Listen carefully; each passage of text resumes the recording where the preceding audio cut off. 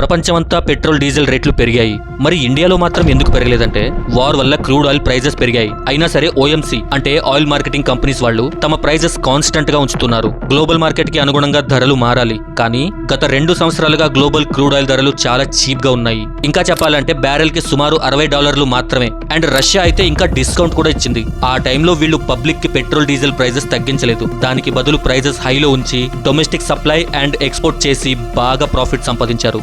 Raw material cost తక్కువగా ఉన్న retail price తగ్గించకుండా profit earn చేయడం, దీన్నే విండ్ ఫాల్ ప్రాఫిట్ అంటారు. ఇది హార్డ్ వర్క్ వల్ల వచ్చిన ప్రాఫిట్ కాదు, మార్కెట్ సిచ్యువేషన్ వల్ల వచ్చిన బోనస్ ప్రాఫిట్.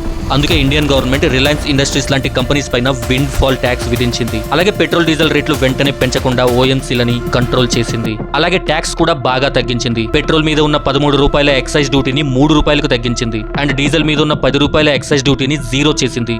ఇలా విండ్ ఫాల్ ట్యాక్స్ వేయడం, ఓఎంసీలని కంట్రోల్ చేయడం, ఎక్సైజ్ డ్యూటీని తగ్గించడం, ఇవన్నీ చేయడం వల్లనే మనకి పెట్రోల్ డీజిల్ రేట్లు పెరగలేదు. కానీ industrial fuel and premium fuels, అదే power fuel and speed fuel అంటారు కదా, వాటి ప్రైజెస్ పెంచారు. బల్క్ గా పర్చేస్ చేసే ఇండస్ట్రియల్ డీజిల్ లీటర్ కి ₹22 పెరిగింది. ఇది చాలా చాలా ఎక్కువ.